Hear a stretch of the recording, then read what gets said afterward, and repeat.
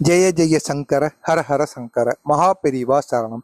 அனைவருக்குமே வணக்கம். அதாவது நமக்கு இருக்கக்கூடிய எல்லா வித பிரச்சனைகளுமே தீர்வதற்கு நாம் அனைத்து விதமான பரிகாரங்களையும், அது மட்டும் அல்லாமல் இவர் இந்த ஒரு பரிகாரத்தை செய்ய சொன்னார், இந்த ஒரு சாமி இதை செய்ய சொன்னார், அது மட்டும் இல்லாமல் நாங்கள் ஜோசியம் பார்த்தோம், அவர்கள் இதை செய்ய சொன்னார்கள் என்கிற மாதிரி அனைவருமே ஏதாவது ஒரு பரிகாரங்களையும் ஏதாவது ஒரு வழிபாடுகளை கட்டாயமாக செய்திருப்போம். அதனால் எந்த ஒரு பலனுமே இல்லாமல் இருக்கத்தான் செய்யும். அப்படிப்பட்ட பலன்கள் எதுவும் இல்லாமல் இருக்கும் என்று தெரிந்து கொண்டு அவரது பக்தர்களுக்கு நடமாடும் தெய்வமாக நின்று காஞ்சியில் மகா பெரிவா என்று அழைக்கப்படக்கூடிய நடமாடும் தெய்வம் அவர் அவரது பக்தருக்கு நிறைய வழிபாடுகளை கூறியிருக்கிறார். நமது பிரச்சனைகள் தீர்வதற்கும், அது மட்டுமல்லாமல் குலதெய்வத்திற்கு வாழ்க்கையில் ஒரு முறையாவது இந்த ஒரு செயலை நீ செய்து மட்டும் பார், உனது வாழ்க்கையில் பிரச்சனைகள் என்பதை இல்லாமல் போவதற்கும், இதுவரை நீ சந்தித்து வந்த எவ்வளவு பெரிய பிரச்சனையாக இருந்தாலும் சரி, அந்த பிரச்சனையில் இருந்து உனக்கு ஒரு தீர்வானது கிடைத்துவிடும், அதில் எந்த ஒரு மாற்று கருத்துமே கிடையாது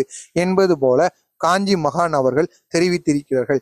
எனவே மறக்காமல் நீங்கள் இந்த ஒரு செயலை மட்டும் செய்து பாருங்கள். அதாவது அவர் என்ன கூறினார் என்று பார்த்தோம் என்றால், அவரை சந்திக்க சென்ற பக்தர் ஒருவர், அதாவது காஞ்சி மடத்தை எடுத்துக்கொண்டாலே நிறைய பக்தர்கள் அவரை சந்திக்கத்தான் வந்து கொண்டிருப்பார்கள். அப்படி அவர்களை சந்திப்பதற்கு வரிசையில் நின்றுதான் அவரை சந்திக்க முடியும். அப்படி வரிசையில் நின்று கொண்டு ஒரு பக்தர் வந்து கொண்டிருக்கிறார். அப்படி வந்து கொண்டு இருக்கும் பொழுது பெரியவாவிடம் அவர் நெருங்கி விட்டார். அடுத்து பெரியவாவிடை அவரை வணங்கிவிட்டு, பெரியவாவின் பாதங்களை தொட்டு வணங்கிவிட்டு, அதற்கப்புறமாக பெரியவாவிடம் நன்றாக பேசிவிட்டு, உனக்குரிய என்ன கவலைகள், உனக்கு என்ன பிரச்சனை இருக்கிறது என்பது போல கேட்ட உடனே, எனக்கு அதிகபட்சமான எல்லா வித பிரச்சனைகளுமே இருக்கிறது பெரியவா, பண கஷ்டத்திலிருந்து குடும்ப சண்டைகள், வேலை இல்லாமல் இருப்பது, அது மட்டுமல்லாமல் பணத்தினால் மிகப்பெரிய அவமானங்கள், நான் உறவினர்களுக்குள்ளேயே எனக்கு அவமானங்களானது ஏற்பட்டு இருக்கிறது, என்னை யாருமே மதிக்கவே மாடிக்கிறார்கள் பெரியவா என்பது போல பெரியவாவிடம் இதனை போன்று அவர் பக்தர் கோரியிருக்கிறார். அதற்கு பெரியவா அவர்கள், நமக்கு எவ்வளவு பெரிய பிரச்சனை இருந்தாலும் பரவாயில்லை,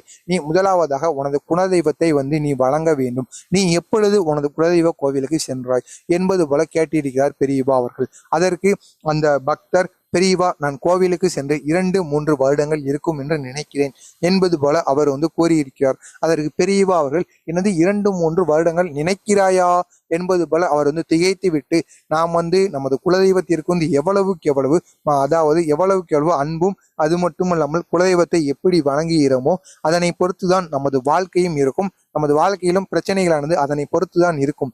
எனவே நீ உனது இஷ்ட தெய்வத்தை வணங்குகிறாயோ இல்லையோ, அதை விட்டுவிடு, உனது குலதெய்வத்தை வருடத்திற்கு ஒரு முறையாவது நீ கோவிலுக்கு சென்று சந்தித்து வா, முடிந்தால் மாதத்திற்கு ஒரு முறை சென்று நீ ஒன்றுமே செய்ய வேண்டாம்பா, போய் ஒரு நல்லெண்ணெய் தீபமோ விளக்கெண்ணெய் தீபமோ ஏதாவது ஒரு தீபத்தை மட்டும் உனது குலதெய்வத்திற்கு நீ போட்டு விட்டு வா, அதற்கப்புறமாக உனது வாழ்க்கையில் எல்லா பிரச்சனைகளுமே தீர்ந்துவிடும் என்பது போல பெரியவா கூறியிருக்கிறார். அது மட்டுமல்லாமல் நீ வாழ்க்கையில் இந்த ஒரே ஒரு தடவை மட்டும் இந்த ஒரு பரிகாரத்தை மட்டும் செய்து பார் உனது குலதெய்வத்திற்கு, அதற்கப்புறமாக உனது வாழ்க்கையில் பிரச்சனைகளே இருக்காது, குலதெய்வத்தின் மனதானது மிகவும் குளிர்ச்சி அடைந்து விடும், குலதெய்வத்தின் மனது குளிர்ச்சி அடைந்து விட்டால் நமக்கு இருக்கக்கூடிய பிரச்சனைகள் அனைத்துமே தீர்ந்துவிடும் என்பது போல அவர் கூறியிருக்கிறார். அதாவது அவர் என்ன செய்ய சொன்னார் என்று பார்த்தோம் என்றால், குலதெய்வத்திற்கு கோவிலுக்கு சென்று அங்கு சென்று நாம் அன்னதானத்தை அளிக்க வேண்டுமாங்க. கோவிலில் இருக்கக்கூடிய எல்லா பக்தர்களுக்குமே நாம் அன்னதானம் வாழ்க்கையில் ஒரு முறையாவது குலதெய்வ கோவிலில் வைத்து இதை நாம் செய்ய வேண்டுமாம். வேறு எந்த இடத்தில் செய்வதை விடவும் நம் குலதெய்வ கோவிலில் வைத்து இந்த ஒரு அன்னதானத்தை, அதுவும் நம் கைகளால் நமது பக்தர்களுக்கு வணங்க வேண்டுமாங்க.